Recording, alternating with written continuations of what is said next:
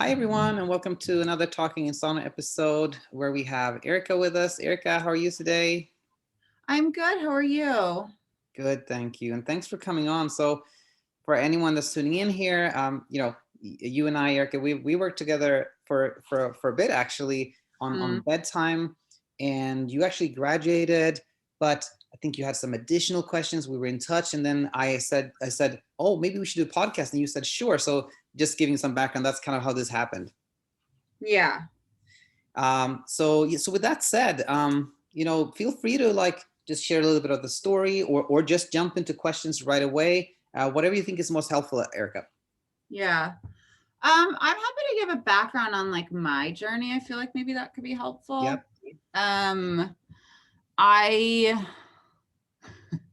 we're so like 2.5 years ago, I started having trouble sleeping. I made a big career change and went to graduate school, and that was kind of like the stimulus for and I got married 3 months later. So that these were kind of like two really big, heavy things happening at once. And ambivalence about the career change was kind of what started the insomnia, and then it took on a life of its own. And it got pretty bad. And I sought all different kinds of treatment. I did one treatment of CBTI with a therapist, and that helped for a bit. And then I was fine for maybe like 5 or 6 months. And then things started to come up again with the new school year starting. I did another treatment of CBTI with him, and we didn't do the full 2 months or whatever, but it really didn't work in the same way. During so then I had tried a bunch of different things. I tried different medications like trazodone for sleeping, Ambien, a lot I just didn't like, CBD. I then went to take an 8-week mindfulness-based cognitive therapy course, which is like a intensive meditation course for 8 weeks. And I also at the same time started taking an SSRI to help combat some of the sleep anxiety. And the combo of those two helped. And I think the meditation helped more than anything. And I felt pretty great afterwards. And I was sleeping fine for maybe 3, 4 months. Then COVID started, and my whole graduate program went remote. And I was kind of not doing anything because a lot of things paused. So the insomnia kind of came back pretty seriously. So then I started working with a new therapist, like a specialized therapist on a new CBTI course.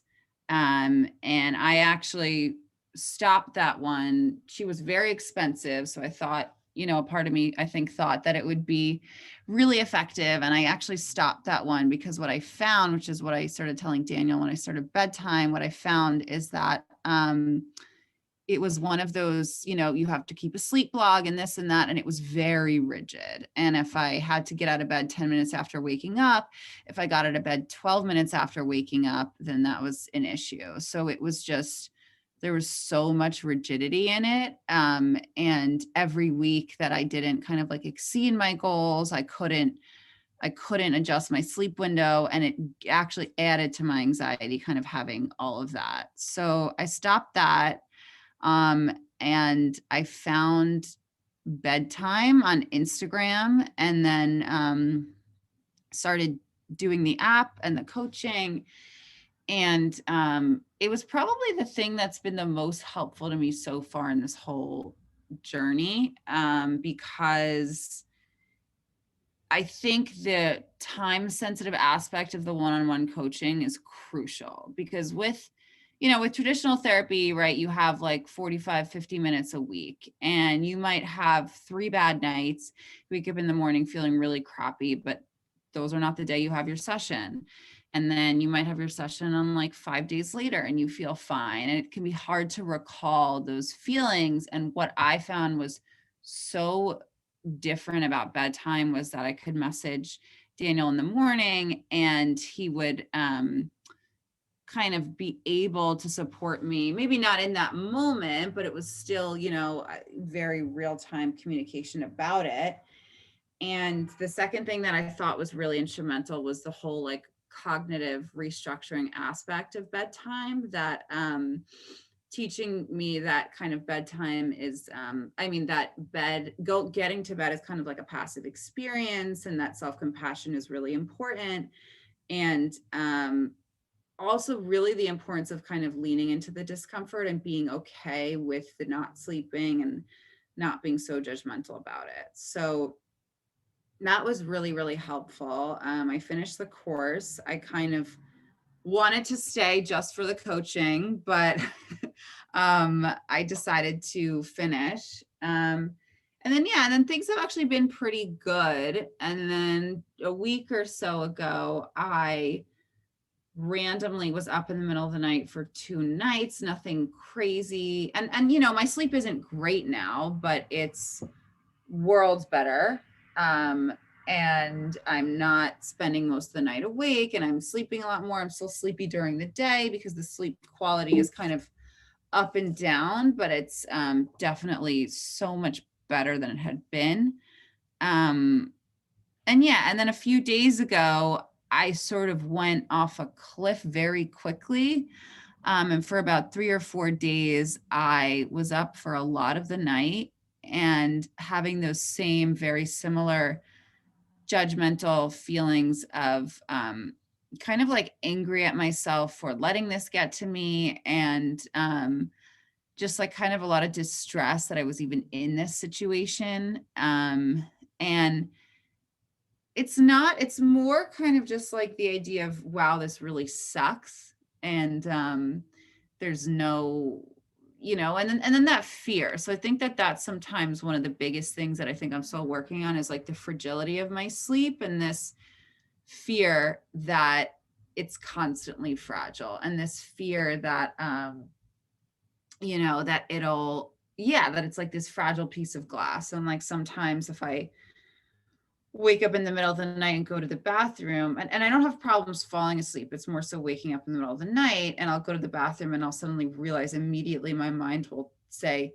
will I be able to fall back asleep? And then I'll try not to think about that, and then that will kind of like start this spiral. So, and it's almost like even that thought feels treacherous. So now it's like this idea, and you know, this went on for like 3 or so days, and then now it's kind of, I'm okay again. So I think that, you know, the thought is always, what if this, the thought always without a doubt goes back to kind of like, is this happening again? And am I going to be stuck in this for months on end again? And then in addition to that, there's also the thought of, you know, can I even go there? Like, is this okay to think about? Because it feels so fragile to think about it, especially like at a time in the middle of the night, because it's just like, just so fragile. I don't know. So I don't know if any of that makes sense or kind of helps give an idea.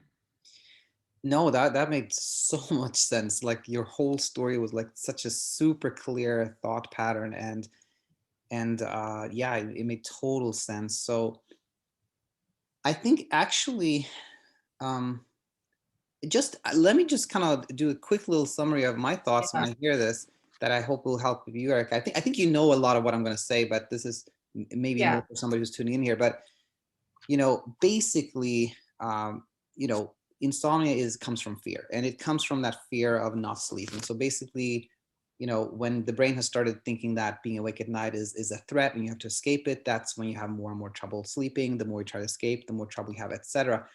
Now, the tricky thing is that oftentimes you can end up in this place where it feels like you found safety, and it seems like a good thing, but it may actually not be.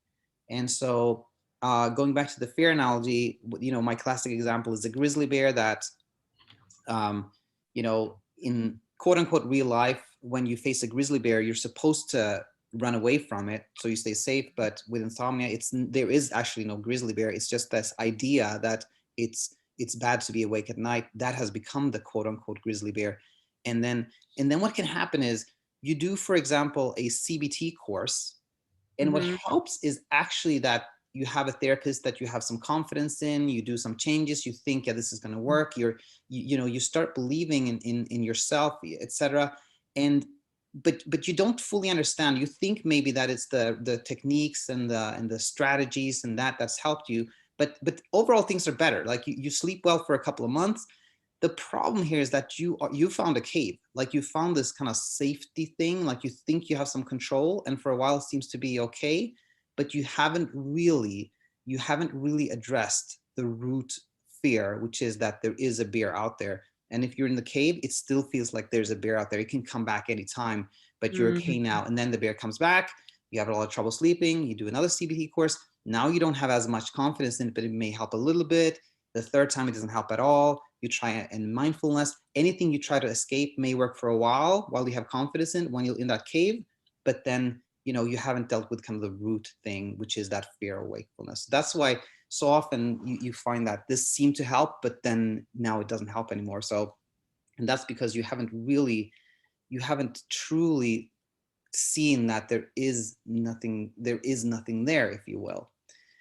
And Mm-hmm. now going from the macro to the micro here, the same thing that applies in a very long-term perspective. Like if you're escaping something and something seems to help for a long time, well, but it isn't actually helpful. The same actually applies in the kind of moment to moment, meaning when you're awake at night and that thought, you wake up, you go to the bathroom, and then that thought happens, like, what if I don't sleep at night? What am I up the whole night? Right. What if that happens 3 nights? What if it goes?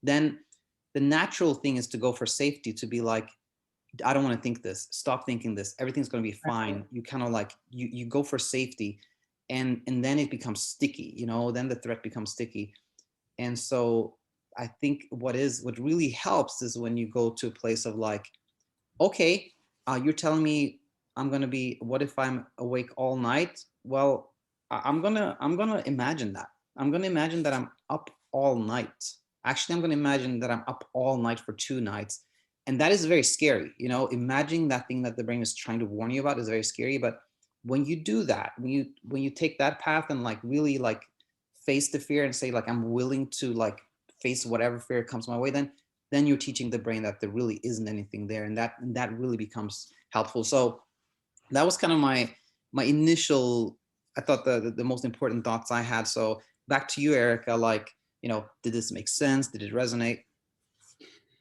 It makes sense, but when I put myself like in that situation and like I go to the bathroom all night and then I say, what if I don't fall back asleep? And then I try and like distract myself, like look at shampoo bottle or like just, and then that I notice even in my body, like that heightens it. Yeah.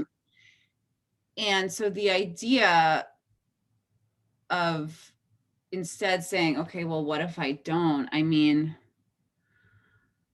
I, it just feels like it's even more painful, like to actually sit there and think, what if I don't? What if I'm up the whole night? And like, yes, I can understand how to think that and try and be okay with it, but the answer is I don't think I am okay with it because it sucks and it's like really pain, as you know, and it's really painful. And I know I've done it a million times before, but I'm just not okay with it. So I don't know how to become okay with that. Like I don't know how to become okay. And even like last night actually. So I was up in the middle of the night a little bit and try maybe for like an hour or so and I tried a few different things and then I went to the couch to read. And when I got to the couch to read, I'm really into my book. So I guess it kind of felt okay on the couch in that moment to be up because I was like, so and I noticed that. And I noticed that in that moment, it felt okay to be awake right then. And that was okay. But I just, I don't know. I don't know really how to feasibly be okay with the idea, like sit there and just the idea of being awake all night and say, okay, that's not the worst thing in the world. Like, I don't know how to say that and believe it. Yeah, absolutely. I think I um, completely understand the question. And of course, this is where we're going to spend, I think we should really, really spend time here and Mhm. hopefully um, talk about something that will be helpful. But first of all, I just want to say that what you described there, kind of like when that thought hits you, what if I'm up all night, and you try to like look at the shampoo bottle, kind of distract yourself, that makes you more anxious. That is very important. That's just illustrates that even the attempt at trying to escape the thought makes it more sticky. So Right. that really shows that whenever you're having like a thought that produces anxiety, and the more you do things to try to calm yourself down, try to distract yourself, try to look in that direction, try to escape it, that makes it more sticky. And and again, just like you point out, when you actually have a book that you look for, like you like the book, it's actually okay for me to be awake, that then everything becomes so much easier. So the Mhm. question becomes then, how do I or can I even kind of make myself be more okay with being awake at night? How do I make Right. myself think like that? Right. Hmm. And the tricky thing here is that there is nothing you can do proactively to make yourself think something. Like, Hmm. thoughts just are produced by the brain. They just and they're just fleeting by nature. They just come and go. But we cannot decide that I'm going to think this or I'm going to believe this. There's no way Right. you can proactively do that. It is something that sort of just happens. So how can that happen? Well, it goes back to actually what you talked about, meaning that when when you believe that you have failed, when you believe that you failed to make yourself think this, you failed to make yourself sleep, you failed to change your thoughts, then you are then you're living in it's an illusion. It truly is an illusion, because no human being that has ever lived in the whole entire universe has ever been able to willfully decide what they're going to think, or willfully decide that they're Mhm. going to sleep. So when you are sort of you are upset at yourself because you couldn't make yourself think this way and you couldn't make yourself sleep, then you're literally hard on yourself for something that is completely, utterly impossible for any human being to do. So it is. I think I don't want to sound insensitive when I use this word, but I use it just for an educational purpose to say, like, when you're hard on yourself for not being able to change your thoughts or making yourself sleep, it is in a way ridiculous, because nobody can do that. And then where that leads is to that place of like, okay, I'm hard on myself for something that's literally impossible. Why am I hard on myself for that? Nobody can do what I'm trying to do. This is impossible. And that leads towards like, okay, I can at least be like, I can at least go towards being more gentle to myself and not being so hard on myself, and that's really where the magic is. Because when you're kind of like not blaming yourself for being unable to do something that is impossible, then there's less pressure. Then it's like, oh, this is literally impossible, so I can't forcefully do this. So why am I trying so hard to do that? And then you're sort of letting go. And when you let go, then when you let go that way, when you're not as hard on yourself, and when you kind of deploy that self-kindness, then those thoughts that you were trying to force to happen, if you will, they happen by themselves. So those are kind of my immediate thoughts here. And so back to you, like, does it make sense? Yeah. So it makes sense. That, right, like we talked about, like it's passive and you can't create a thought. You can't will a thought into your brain. Um, but the idea then, like, so I can think that and say, no, this is impossible. It doesn't make sense for me to blame myself for it. But then there's another voice maybe that says, okay, well, why was I able to sleep last night? Or why is my husband able to be sleeping right now? Or why was I able to sleep fine for the first 30 years of my life? Like, then that comes up too. Absolutely. And actually I was thinking of using that as an example, actually, exactly what you said, which is, it seems very odd sometimes that you were sort of able to do something before that you cannot do now, or other people are able to do something that you are not able to do, that voice, if you will. Mm-hmm. And there lies another illusion, which is the illusion of controllability, which is so common, which is when it seems like you've lost control or lost an ability you had before. Well, you're in this state of like fear and problem solving, and the brain is trying to figure it out. And the brain, of course, it's different. The brain always tries to keep you safe and help you and guide you and make sure you're safe. There's no harm coming your way. So the brain is looking for something that can help you, and then it often thinks, what's going on here? I had control before, but now I lost it. Other people have control, but I don't have it anymore. I could sleep the other night, but now I can't. Mm-hmm. The tricky, like the confusion there is that the reason you slept that night, the reason your husband sleeps, the reason you slept before, was that you didn't try to control things at all. You didn't believe there was any control whatsoever. So that voice comes from a place of safety. It's trying to tell you you had control, now you don't. But it's backwards. You slept well because you weren't going for control at all. Mm. Okay. So And I and think, sorry to interrupt there, Erica, but yeah. it's like the the thing here that is so important is that you've already experienced the magic of nothingness, if you will. You slept well for 30 years, and even like during like our time working, you did sleep better sometimes, like you slept better this particular night, etc. That came from nothing. That came from a place where you actually already have been in a place where you were not trying to control sleep, where you were not afraid of being awake at night, where you were not resisting being awake at night. Because if you had been resisting all this time, you would not have seen anything come your way. So you've already sort of you already experienced the magic of that comes from nothing. Yeah, I think that's something that I struggle with too. The idea of sleeping well came from nothing, because this is such a I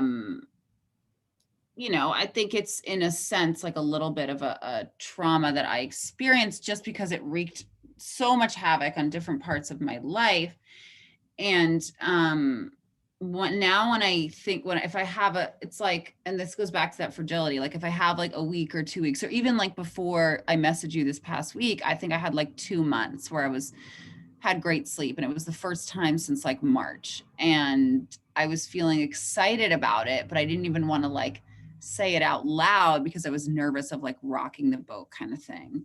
So how can I, like, so this idea of sleeping well came from nothing. I think I'm still attached to, if I sleep well, I'm okay. If I don't sleep well, I'm not okay. And I don't think we talked a lot in the app about kind of like getting detached from the meaning of what sleep means to you. And for me, because of all the stuff that I've been through, like I always look at, if I can sleep well, then I'm finally okay. And if I'm up at night and then I get emotional and then I get judgmental and angry at myself and all that sort of stuff, then it's like worst thing ever. Like I'm not okay. And I think that that's kind of like, for me, a lot of the root of the issue is like what good sleep means to me. And I think that something I've been trying to lean into a little bit, which I think can be helpful, but it's kind of hard, is the idea of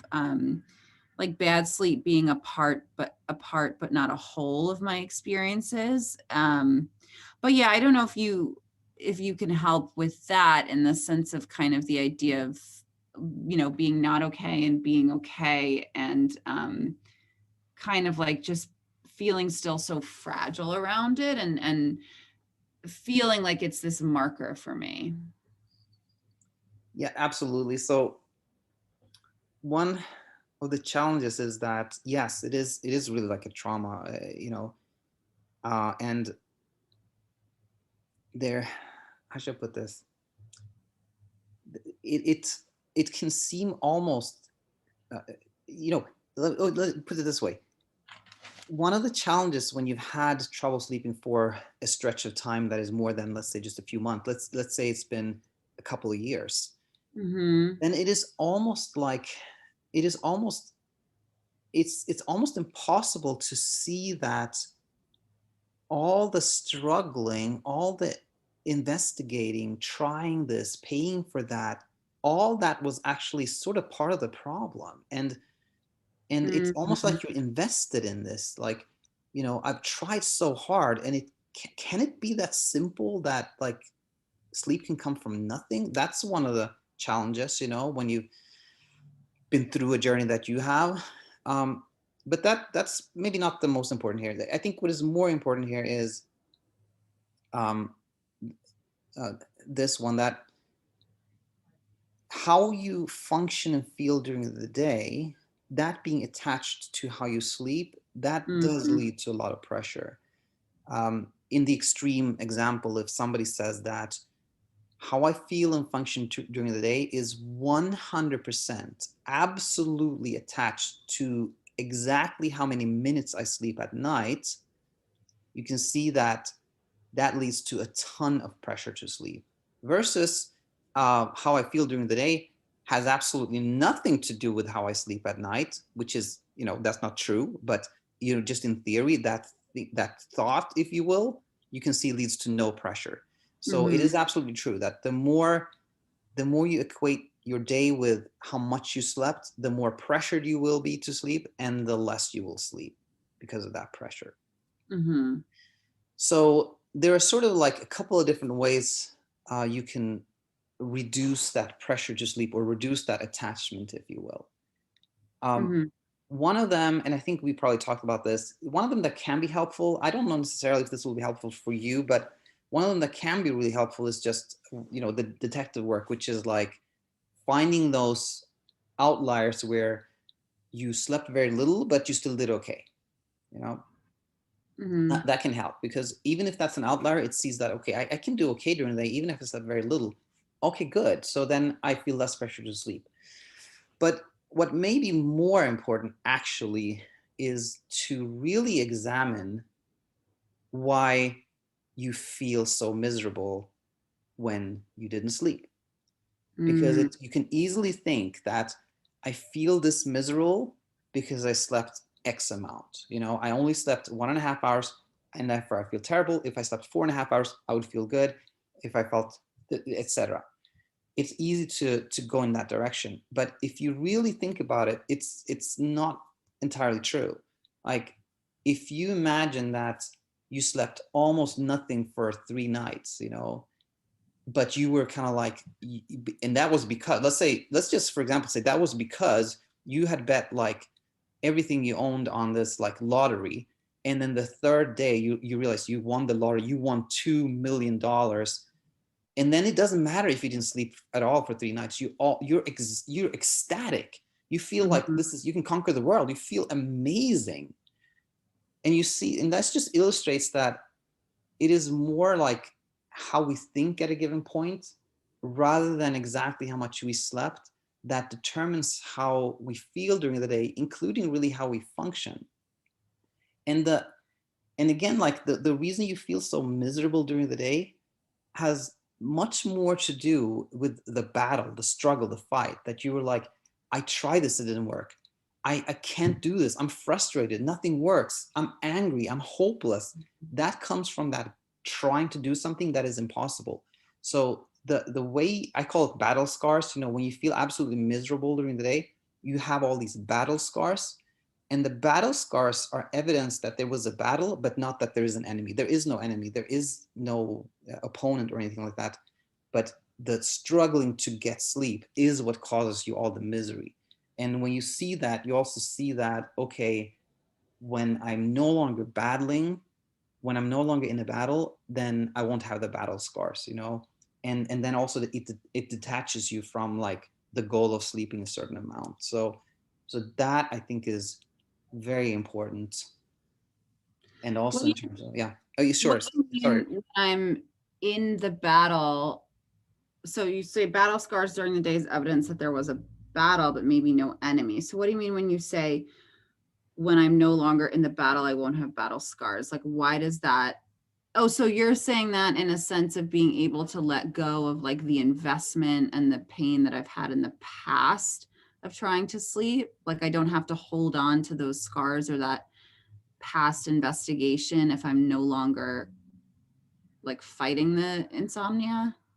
I think that that is true also, that if you let the past just be a memory with no, the past is the past, right? The past doesn't exist anymore. It only exists in our memories. So if you will let go of those memories, if you will, yes, that they will affect you less. But I was talking more about the night to night, if you will, that Mm. when you're up at night and then you're like, I can't sleep.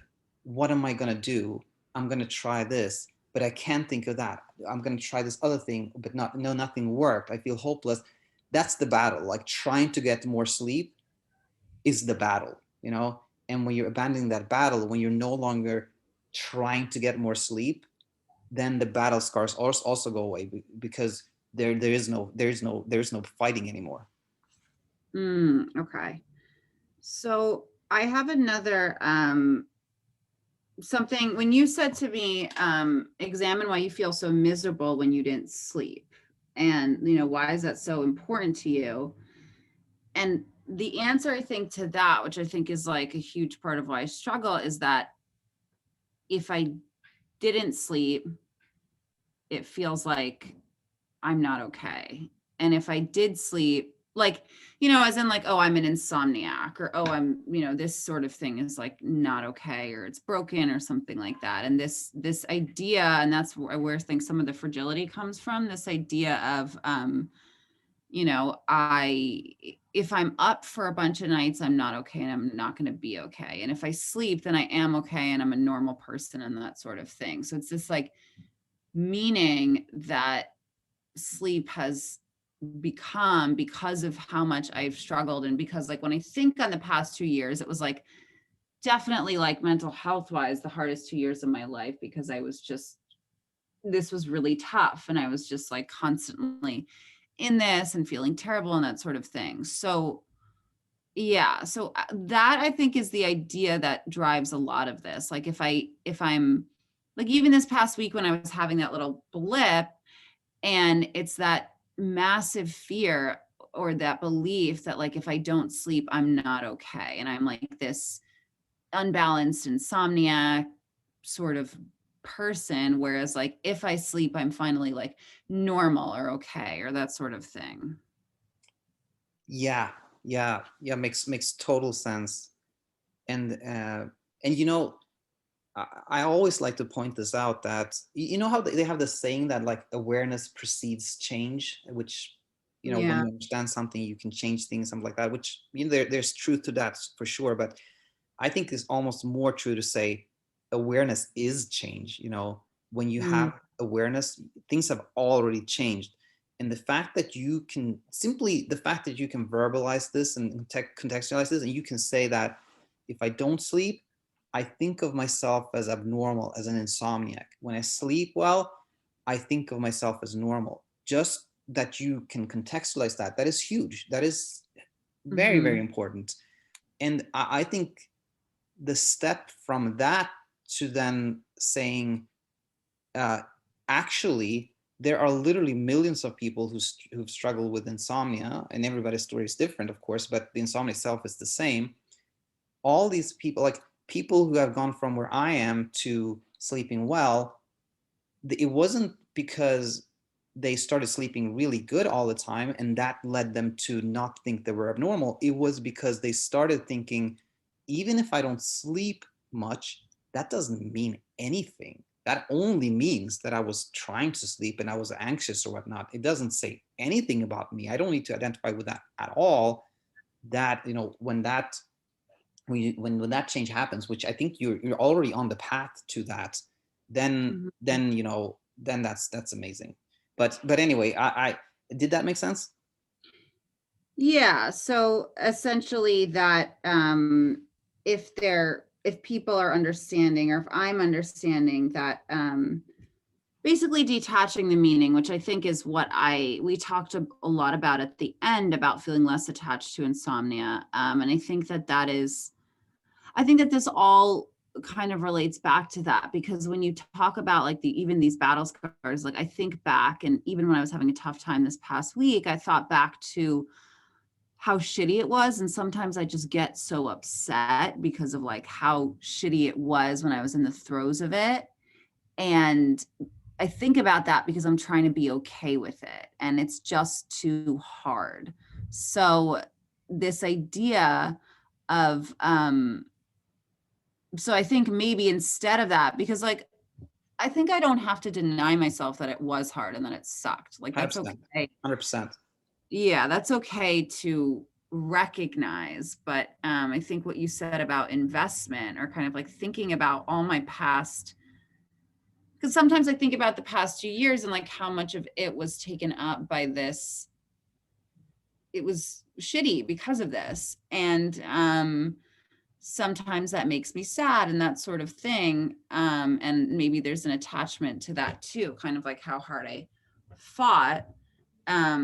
But I think that like at the core of this is that meaning that I attach to it. And this, I mean, I'm also happen to be a therapist. So there's things that going through grad school for that and starting a job for that and struggling with sleep in such an intense way had, I think, an even bigger meaning to me of I'm not okay in the sense that I need to be okay, or that I'm pretending to be okay, and that sort of thing. So I think it's like really the meaning that I attach to sleep. And it's like you said, like, oh, if I couldn't like use the bathroom, like maybe I'd think, oh, I'm not okay. Or I don't know, that's a bad example, but it's basically like saying that because I can't sleep, I'm just not okay. Like I'm not an okay person. Like I'm not balanced or stable or that sort of thing. And I struggle with that the most of kind of like having issues with sleep and still trying to understand that I can be okay while that's happening, because it just feels like, I don't know. I think it still feels like this big threat to my stability. And I want to kind of like,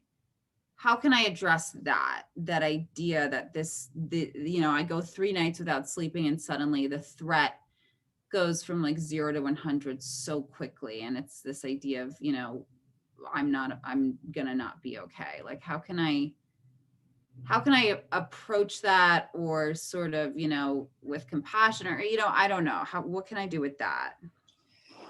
Absolutely. And um, this is a hard one to teach because it's so difficult. But it really is like this. So a lot of a lot of people describe, perhaps for some people it is that initial super intense period of insomnia that lasted for 7 days where they hardly slept, as like that's the big one, that's the big one that they do not want to experience again. Or for some people, maybe it's a longer stretch, maybe it's the whole 2 years that is like, that's the thing, that's kind of the big one. The 2 years, that was the big one, that's the thing I don't want to experience again. So Mm. the thing is that when you have like you had that traumatic experience, which we'll call like the big one, Mm-hmm. then of course you don't want to have that again. So when anything reminds you of it, you become really scared. Anything reminds you of the big one, you immediately become hyper alert. Again, your brain's trying to keep you safe, and it's like, it can happen again, be ready, it can happen again, do something about it. Then you become super scared, the big Mm-hmm. one can happen again. Naturally you want to go for safety, and sometimes you can, meaning sometimes you may have kind of a fleeting thought that, what if I have a lot of trouble sleeping again? Then you can try to just dismiss it and say, no, that's nonsense. I understand sleep now, and I understand so much more, that's not going to happen again. If you kind of just dismiss that thought, and that's it, like it doesn't pop up again, that's fine. You can just dismiss it like that. You can go for safety. You just kind of convince yourself there's no problem. Perfect. But the problem is that sometimes that doesn't work. Sometimes you try to kind of dismiss the thought and like, of course that's not going to happen again. And then it becomes sticky. Then your brain goes like trying to Mhm. warn you, like, no, it can happen again. Then you're trying to be like, no, shut up. You're like, it's not going to happen again. Then it's like, no, listen. Then this, and then you get into this battle, right? The brain's like telling you, I'm warning you. And you're like, I don't want to hear it. And I'm warning you. I don't want to hear it. No, I'm warning you, right? And Mhm. when that happens, then you have to do the scary thing of like going the opposite direction. Then you have to be like, okay, I'm hearing what you're saying, and I'm willing to have a lot of trouble sleeping again. I accept that that can happen. I am willing to hear what you're saying, and maybe I'll not sleep tonight or tomorrow night or a third night, but I'll be okay. Let that happen. I'm willing to experience that. I'm willing to experience that, and I'll be okay. And when you do that, as scary as it sounds, you diffuse everything, because then the brain is like, oh, I don't need to warn you because you're actually listening here. You're willing to experience this, so I actually don't need to warn you about it. Like in the extreme case, which is super scary, but just to put it out there, like when somebody says, you know what, I'm willing to experience the big one again, then they won't. Because when they truly, sincerely say, I'm willing to experience the big one again, there is no fear left. Then there's nothing to fear. The brain has nothing to warn you about. So that is the tricky path towards like completely letting go of any fear. So it's tough because I see that, but and I can say that to myself, like I'm willing to experience that again, but I'm not really. I mean, like who is willing to experience severe insomnia again? Like how can I how can I say that and mean it? Yeah, that goes back to like, trying to control thoughts, because if you kind of telling yourself, I'm willing to experience insomnia again, but it's not true, then you cannot try to force it. Then you deploy awareness. You're like, Mm, aha, I'm actually not uh, this is not true to me, this does not ring true to me, and I can't force myself to think something. And that then it mhm, goes back to self-kindness, that okay, I'm not really truly willing to experience that, but that doesn't need to mean that I'm completely resistant. It doesn't mean that I'm like going to go back the rabbit hole of trying to find supplements and find this and that. I can mm. be like, I can be just kind to myself and like, okay, I'm not quite willing to experience that at this point, and I'm not going to force myself to try that. I'm going to deploy self-kindness and self-gentleness. Mm. And when you do that, then with a little time, that willingness to experience things that you probably aren't willing to experience now, that will kind of come by itself, but you cannot force thoughts. So would a better way to do it that maybe feels a little more understandable or like accessible to me is instead of saying, I'm willing to experience that big insomnia all over again, to maybe say like, I'm willing to kind of have, or basically because it's about the meaning, right? Because why am I so scared to have that insomnia again? I mean, yes, the physicality of it is terrible, but it's also like the meaning that I attach to it of what it means about me and me not being okay. So maybe it's like with the self-compassion and kindness, maybe it feels more attainable or approachable to say, I'm willing to experience that again because maybe it doesn't mean all that big stuff. Like maybe it doesn't mean that I'm not okay. And I can be okay throughout it. Like, is that another way to access that? Absolutely. And there are like so many teaching points, and then we can talk about this, we can talk about that, but ultimately anything you do that leads you to a place where you are just a little bit less attached, you're a little bit more okay with the way things are, anything that leads you in that direction is super super helpful. And I completely, I think you know yourself better than any human being. And Mhm. I think what you said about like what really is your kind of sticking point is that you attach so much meaning to a night where you didn't sleep much at all. Mhm. I think I'm sure that's super true, and that is very, very insightful.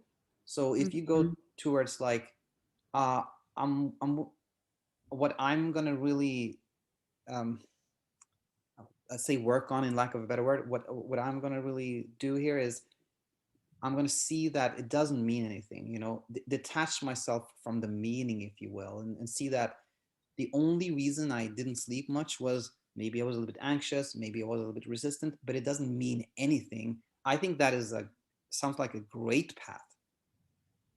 Mhm. So sort of saying, I'm willing to experience this again because it doesn't have that same like absolute meaning. Like it doesn't have to have that meaning of I'm not okay. And because it just means trouble sleeping instead of I'm not, emotionally stable, then it just feels less scary to experience because it's not this kind of like label that I'm putting on myself because of the experience.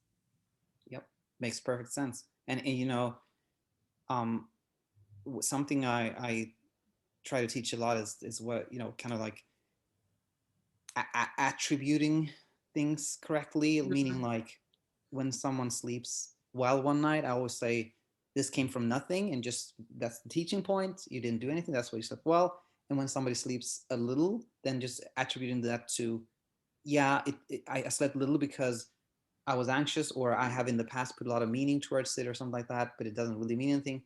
Uh, I think it's kind of the same way you were saying, but I think when you attribute little sleep to something that is obvious, that is not strange or mysterious, that also really helps. So attributing little sleep to something obvious. Yeah. But if there isn't anything obvious, like if there's nothing stressful that came up in the day, then I don't know what's a better thing to say No, there. no, no, absolutely. Erica, that's also obvious. It is always obvious, actually. When you sleep little, it is always obvious. Either it's kind of like an obvious thing, like I feel anxious, or like I'm just not sleeping, and that's also hyperarousal. That's just, it was more sneaky, but it's also obvious. Okay. So just not sleeping because of not sleeping is also obvious. Yeah, it is. When you sleep little, it is really because either gas and brake, right? Either you were not sleepy at all, but that's not the case with insomnia. When you don't sleep, it is because you are hyper aroused, even if it doesn't seem like it. That's it. It is always obvious. Right. And then the key there is not to get into this like investigation of why was I hyper aroused and what Yes. did I do wrong. It's more so to just say, okay, I was, and that's why I didn't sleep, but it's not because I'm like broken or something. Exactly. 100%. There's nothing wrong with you. And that's so helpful, because you're like, I didn't sleep, and it was because I was hyper aroused, and it doesn't mean anything about me. It doesn't say anything about me. Exactly. Okay. Okay. That makes sense. Perfect. Well, I want to say it was really nice talking to Erica after we talked a lot over text, but it was nice to Uh, communicate talking wise, and stay in touch. If if you have questions, as like, you can always leave a comment on the YouTube channel, uh, or we answer questions, or we can talk again, like do another podcast episode like this in the mm-hmm, future. But I would say, like, really maybe take some time and listen to this, and because what I see, like, again, going back to the beginning there, mm-hmm. the pattern is always like when you're looking for safety, like nothing seems to work. And I really hope that this becomes that time where you're like, oh, now I understand, and I'm not gonna. I hope it doesn't become like, oh, I tried BedTyme and that didn't work either. But I hope it becomes like, now I understand why nothing helped in the past, and this can really set you off towards a path where there's less and less struggle, and you do better and better and better. Yeah. Yeah, no, I think so. I think that the difference with BedTyme is that it really got to like the core beliefs around sleep that a lot of like CBTI and the practical stuff didn't. And I do think that it has so much to do with like the meaning I attach to it and like, getting insomnia while becoming a therapist, it was just very like, there's a lot wrapped up in that of what it means to me. And so I think this was really helpful, and I probably will continue to keep up with you on like YouTube and that kind of stuff. But I do think that this addresses kind of like the underlying stuff in a really important way, rather than like, what time did you get out of bed? How many minutes were you awake? That sort of thing. So I think that, yeah, I don't know. And I don't know, like, who's to say what my sleeping patterns will be like in the future, but I feel good about the progress I made. And again, it's not at 100%, but I mean, I can recognize progress, and that's like so helpful to me. And I'm just so happy to be in this space instead of, and hopefully it'll just continue.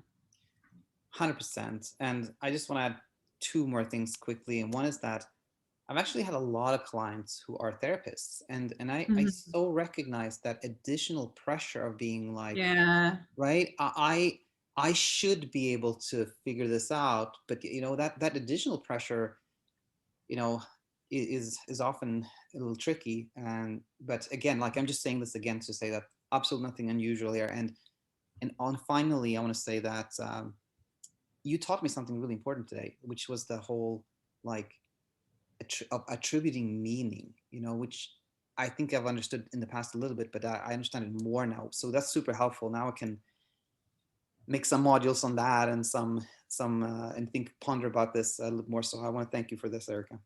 Yeah, of course. Thank you. I really appreciate this. Anytime. So yep. Thanks so much again, and we'll be in touch.